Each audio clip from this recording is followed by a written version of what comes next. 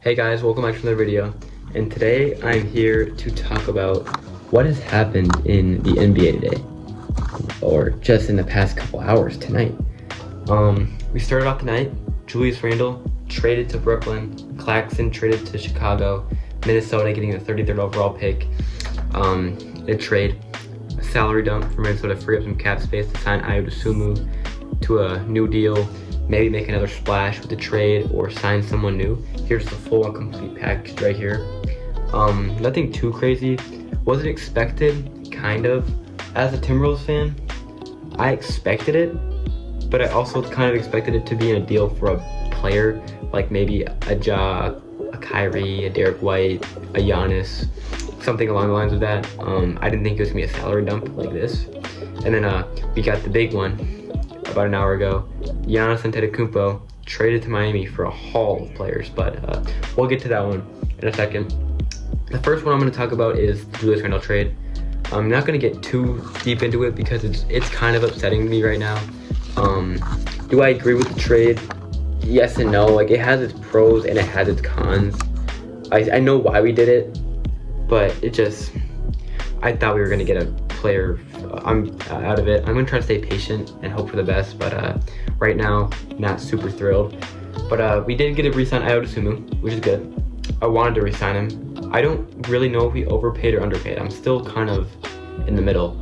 22 million is a lot of money, but like, we still have I think we have like $11 million left or something along the lines of that, so it's not bad. You can still get a good player with that, but I don't know. It's hard to tell right now because we still have so much time left in free agency in the offseason that we can still make a move, and I'm hoping we do that.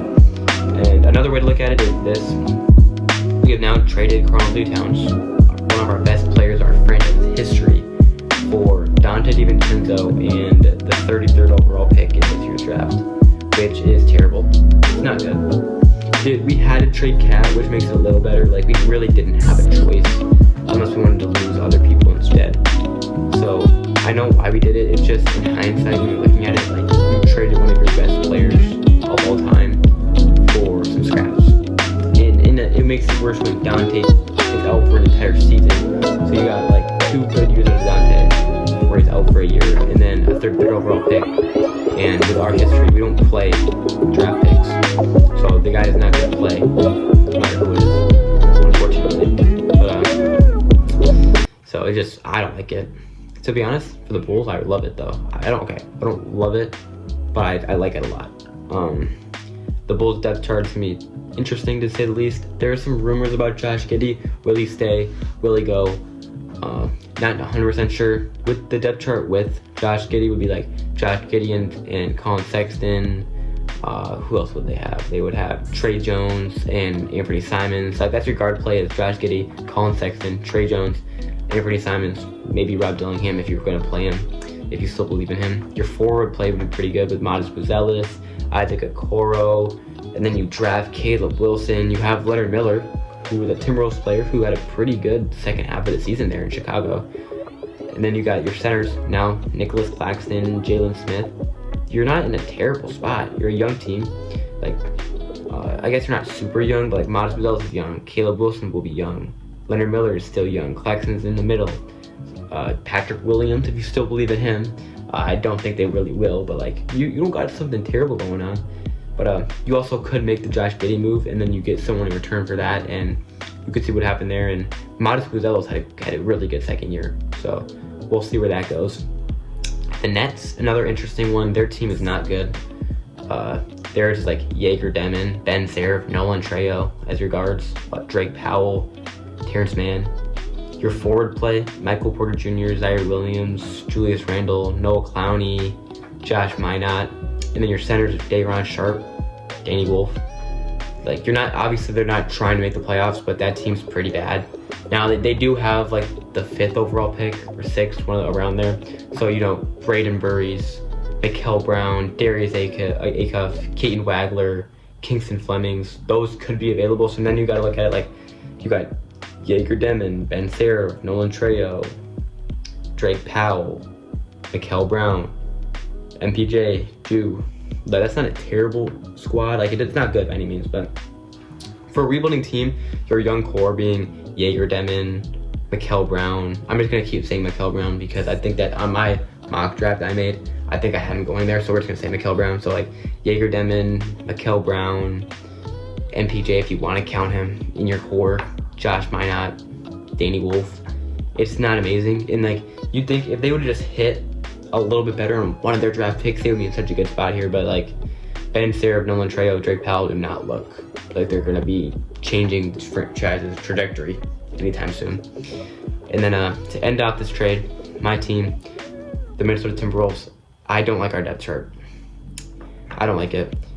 Knowing Finch, Mike Conley will probably be starting as like a 39-year-old point guard, but it'll probably be Mike Conley, Anthony Edwards, Jaden McDaniels, Naz Reid, Rudy Gobert, because they did say they plan to start Naz Reid, which I don't love either, because I think Naz Reid is more of a bench player.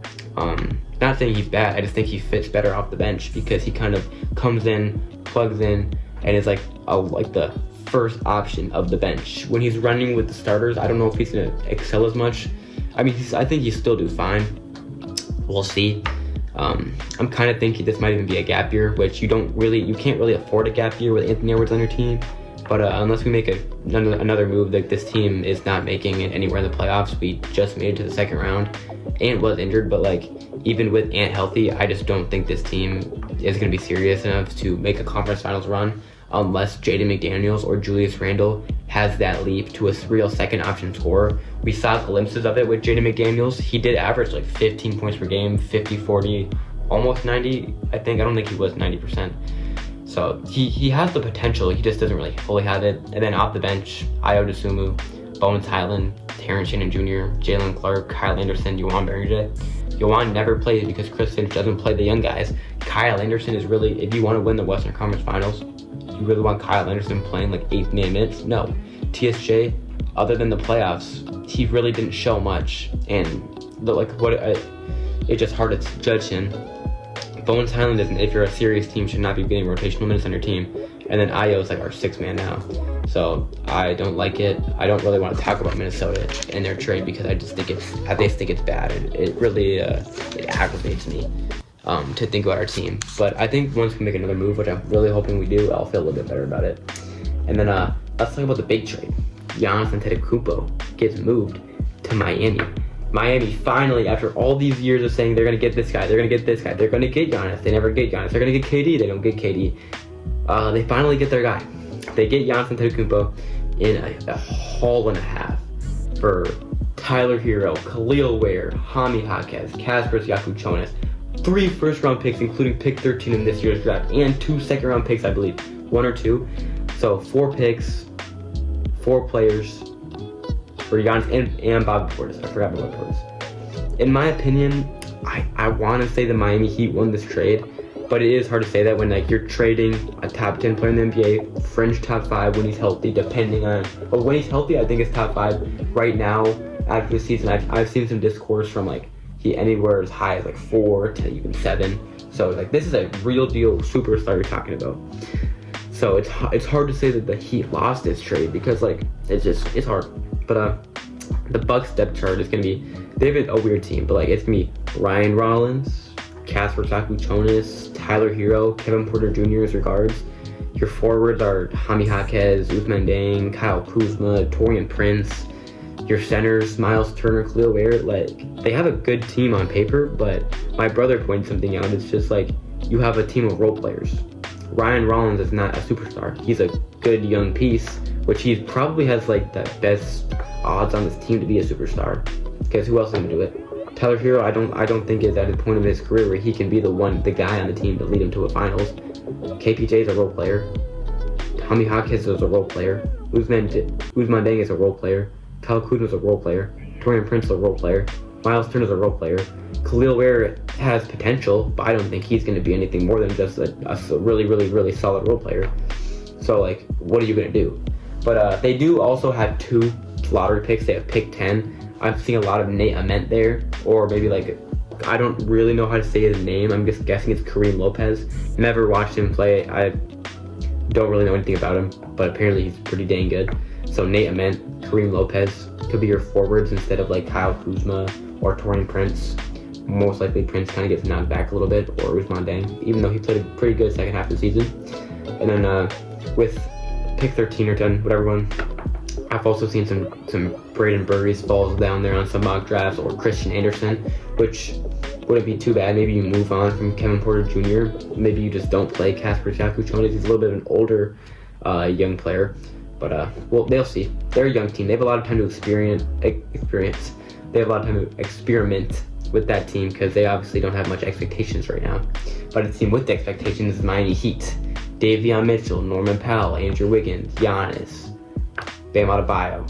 That starting lineup is pretty solid on defense. You have Davion Mitchell, one of the best defending guards. Andrew Wiggins, great perimeter defender and a very lengthy forward. Giannis Antetokounmpo, former Defensive Player of the Year winner. Bam Adebayo. Don't quote me on this, but I know he's all defensive. Like he's a defender. He's a defender. I know that. I was about to say he's Defensive Player of the Year, but I don't actually know, so I'm not gonna say that. I'm blanking right now. But all I know is he's really good on defense. The only problem with the Miami Heat I'm seeing is their bench is terrible. It's Drew Smith, Pell Larson, Nikola Jovic, Bobby Portis. What happens when somebody gets hurt or injured or hurt or tired? Are you going to sub in? Like, they're not bad. Like, Drew Smith is not a bad. He's a good defender. Pell Larson has shown flashes. Nikola Jovic has shown flashes. Bobby Portis is not a bad player, but I just, looking at this team outside of the starting lineup, I just can't take it serious. And it's hard to look at the bench here and just think that this team is a real deal in the East after watching the New York Knicks, seeing that the Detroit Pistons can only get better from here because they're only going to get older and more experienced. Duran's going to get older. Cade's going to get older. Asar's going to get older. They're all going to get better. What if Jalen Duran plays better next playoffs? Like, Cleveland is hard to tell because they're not getting any better, like, player-wise. Their players are not going to get met. James Harden's not going to get better going into year 16 or whatever he's going into. So, not too sure, to be honest with you. I don't like this for the Miami Heat. I think they overpaid. Giannis is very good, but I still think it's overpay. They give up too much. I think the Bucks are a very fun team now to watch. They're not going to go anywhere, though. I don't really think any of these teams are going to go anywhere. I think the Miami Heat, yeah, you'll sneak into the 7 seed, 6 seed, first round. I thought it'd be a little more than this, like a little more exciting. I just don't think the Miami Heat are going to get really any better than they already were. They gave up so much. But yeah, some crazy trades in the NBA today.